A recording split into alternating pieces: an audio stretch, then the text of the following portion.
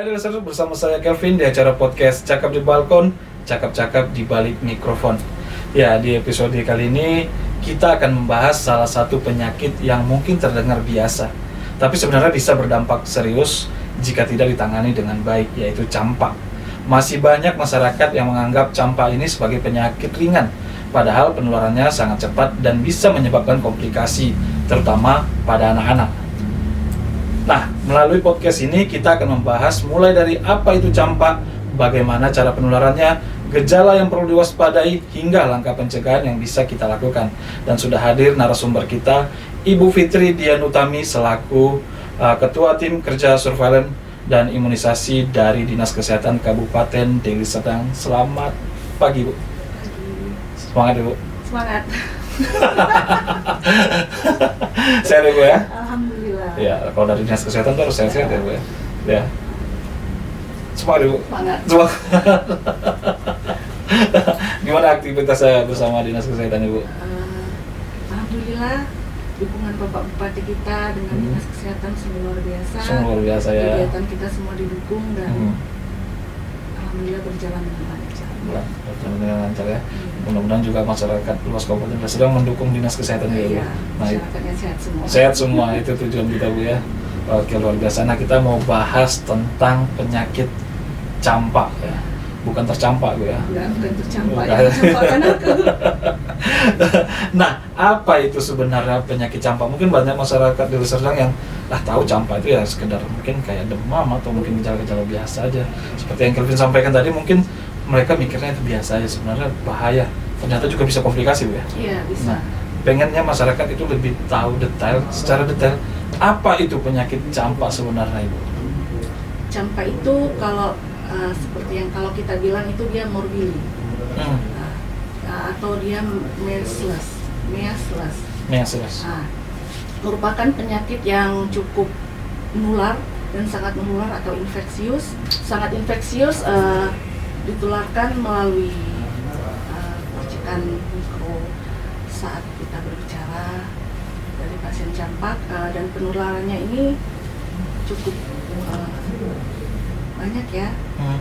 Dan campak ini akan menyerang hampir 100% kita, anak-anak, dewasa juga bisa, yang tidak memiliki kekebalan terhadap campak, vaksin campak. Jadi orang dewasa juga masih bisa kena campak, tergantung kekebalan tubuhnya, riwayat imunisasinya di mana. Oh, jadi kalau memang imunisasinya memang riwayatnya kurang bagus, Ya, kita di kategori dewasa juga masih bisa kena gitu ya. Iya, karena ini kan campak kita ini kalau kita bilang dia vaksin MR, measles rubella.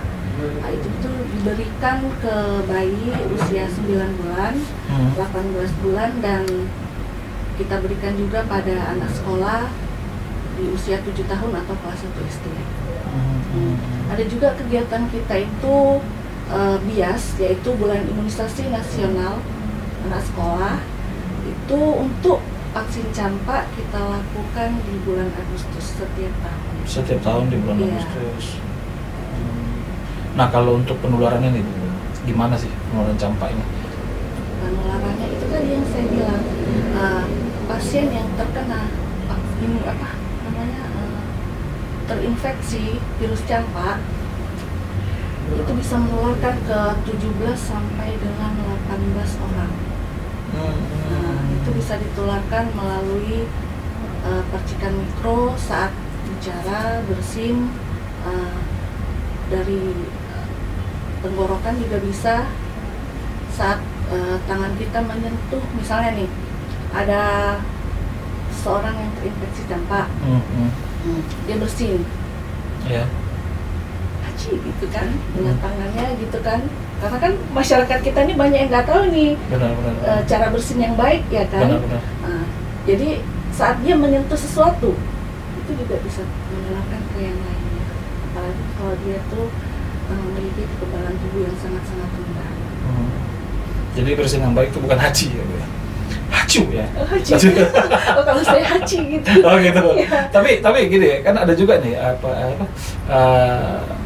bersin atau batuk yang memang untuk tidak menyebarkan penyakit ada ya biasanya? Kayaknya kalau bersin tuh ya, kecuali kalau dia bersin tuh kayak kalau kita bilang gimana ya, aku dicakapin orang ya, itu tanpa penyakit bisa, tapi biasanya kalau bersin Oh gitu? iya. Oh gitu, penularan yang masih mitos ya berarti ya? Mitos. Tapi kalau enggak, tapi biasanya bersin itu tanda ada infeksi. Tanda infeksi. Gitu. Selain bersin juga mungkin tanda-tandanya ya, kalau campak itu biasanya kayak ruam-ruam merah. Ruam merah. Ruam merah tuh kayak bintik-bintik tapi tidak berisi, dia datar. Tahu nggak datar gimana? Kurang tahu. Nah, Biasanya kadang kan gini, banyak masyarakat kita nih agak susah membedakan campak sama varicella, cacar. campak, iya benar. Kadang kan dikira sama tuh, beda. Kalau cacar berisi air, tapi kalau campak tidak. Kalau cacar dia lebih kayak terasa gatal ya. Iya. Cacar ada sedikit gatal, mungkin panas ya karena infeksi. Nah tadi aku sempat bilang satu orang bisa menularkan 17 orang. 17-nya lagi bisa menularkan 17? Bisa. Oh gitu. Iya, makanya penularannya ini tinggi, termasuk tinggi tadi infeksius tadi, karena yang ditularkan tadi bisa saja tidak menimbulkan gejala gitu. Contohnya saya nih, saya kena campak, tapi gejalanya nggak seserius dengan orang yang tidak memiliki kekebalan. Saya kena campak, tapi saya imunisasinya lengkap nih dari bayi sampai SD. Saya menular, saya kena campak, bisa saja saya tidak seserius yang tidak lengkap imunisasinya. Padahal yang tidak lengkap tadi cuma ketularan ya? Ketularan gitu. Yang ketularan tadi bisa lebih serius. Gitu. Nah kalau untuk tadi Ibu sempat mengatakan gejalanya itu ruam merah ya. Iya. Tapi yang lebih sering rentan atau mungkin yang sering didapat itu sebenarnya gejalanya itu seperti apa Bu? Apakah cuma demam? Iya, apalagi kita pengen spesifik dikit Bung terkait perbedaan campak ini dong sama apa tadi, acar ya? Cacar. Perbedaannya di ruamnya itu, kalau ruamnya doang. Cacar. Kalau dia campak tuh biasanya disertai demam di atas 38 derajat Celcius. Gitu. Disertai dengan itu tadi batuk, pilek dan mata berair. Konjungtivitis. Biasanya disertai. Bisa ketiganya, bisa salah satunya. Gitu. Tidak selalu semuanya. Nah kalau cacar kan katanya tuh biasanya satu kali harus kena ya udah kan, artinya sekali itu wajib kena ya katanya. Ya tergantung kekebalan tubuh. Tergantung. Nah sama nggak dengan campak ini? Nah, kalau campak ini apakah setelah imunisasinya lengkap bagus riwayatnya, apakah bisa dihindari gitu? Bisa, tergantung. Kita kan gini, kita juga nggak tahu kan kekebalan tubuh kita setiap saat. Benar. Yang saya jelaskan tadi, kita bisa, walaupun kita lengkap bisa saja kena. Tapi tadi yang saya ingatkan tadi, kalaupun kita kena campak, tidak sebahaya dengan yang tidak pernah imunisasi. Oh gitu, berarti memang kita mengurangi lebih komplikasinya ya. Nah ngomongin komplikasi nih dan kematian campak, ini benar nggak sih Bu? Benar. Komplikasi ini biasanya sih sembuh ya kan, tergantung kasusnya. Gitu. Kalau dia imunisasinya lengkap dan kekebalan tubuhnya bagus, biasanya lebih cepat sembuh ya. Lebih cepat sembuh. Tapi komplikasinya terjadi sering di anak usia di bawah 5 tahun atau dewasa di atas 20 tahun. Dan faktor resiko kejadian campak berat dan komplikasi biasanya terjadi pada individu atau kita yang tidak pernah diimunisasi. Ya. Atau imunisasinya tidak lengkap. Dan gimana ya, karena masyarakat kita nih kadang kalau udah 9 bulan dirasa cukup. Nah, padahal imunisasi campak ini setelah 9 bulan boosternya ada lagi di 18 bulan. Itu yang sering dilupakan sama orang tua, padahal itu hak anak ya. Benar kan? Dan di SD juga yang saya bilang tadi, IAS dilakukan di bulan Agustus.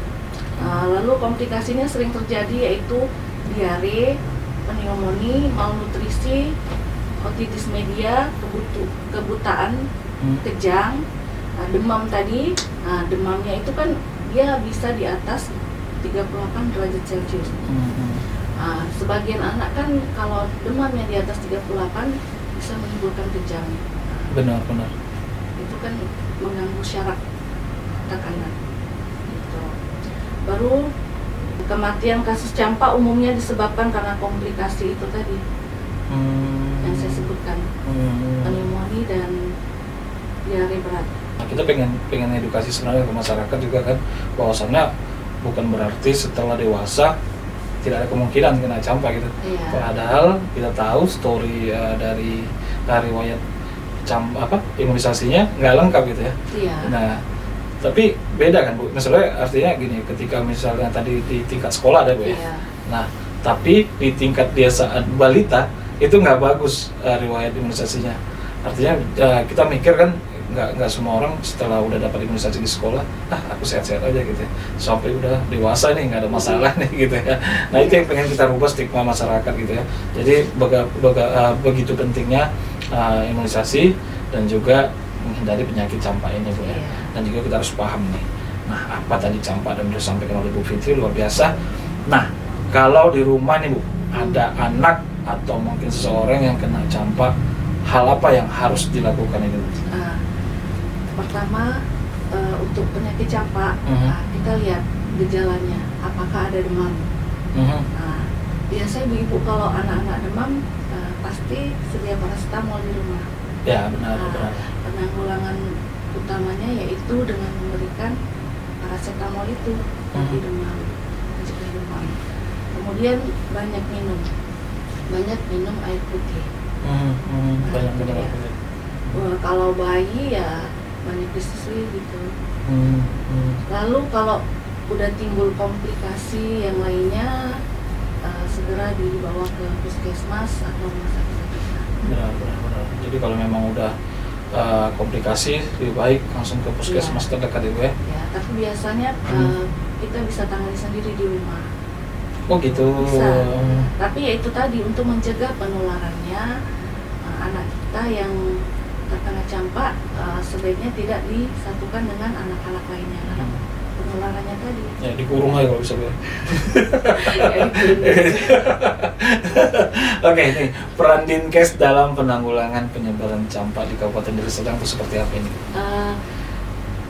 Bulan Maret kita melakukan ORI, yaitu Outbreak Response Immunization, yaitu tindak lanjut atau penanggulangan cepat KLB dengan imunisasi. Nah, kemarin tuh sasaran kita anak usia 9 bulan sampai 59 bulan. Oh, belum 59 tahun. Iya. 59 bulan. Ya. Itu cukup banyak juga sasarannya itu Pak. Tantangannya luar biasa. Menolakkan di masyarakat. Nah, alhamdulillah pelaksanaan ORI kita didukung oleh Bapak Bupati beserta Ibu dan capaian untuk pelaksanaan ORI kita di atas 95%. Nah kalau masyarakat nih Bu, ada sih nggak yang nolak anaknya masih di imunisasi? Apa? Alasannya apa biasanya? Biasanya itu isu-isu yang terjadi di masyarakat tuh kayak vaksin ini udah halal gitu kan. Oh gitu. Dan itu ada juga yang takut anaknya demam. Tapi setelah kita edukasi, kebanyakan mereka jadinya nggak nolak lagi gitu. Karena kita dalam pelaksanaan imunisasi ini kita nggak sendiri. Kita didampingi juga oleh MUI. Oh gitu. Ya, jadi di tempat di mana masyarakat banyak penolakan, kita adakan sosialisasi dengan mengundang MUI, Dinas Pendidikan dan Dinas Kesehatan, kolaborasi. Jadi alasan masyarakat mungkin banyak yang belum mau imunisasi tadi, belum tentu halal gitu ya. Terus yang kedua takutnya demam gitu ya. Padahal pada dasarnya kalau memang seorang anak diimunisasi, memang demam biasanya. Itu efek yang normal bukan? Iya, normal. Iya kan? Itu efek yang normal sebenarnya kan? Normal. Tapi sebenarnya nggak semua juga. Oh, nggak semua juga demam. Apalagi campak ini sebenarnya nggak menimbulkan demam. Cuman kan reaksi anak berbeda-beda ya. Oke, mungkin Bu sedikit lagi Bu. Pemberian imunisasi ini sebenarnya bisa dirincikan sedikit Bu, dari bulan berapa sampai ke usia berapa gitu Bu, boleh tahu?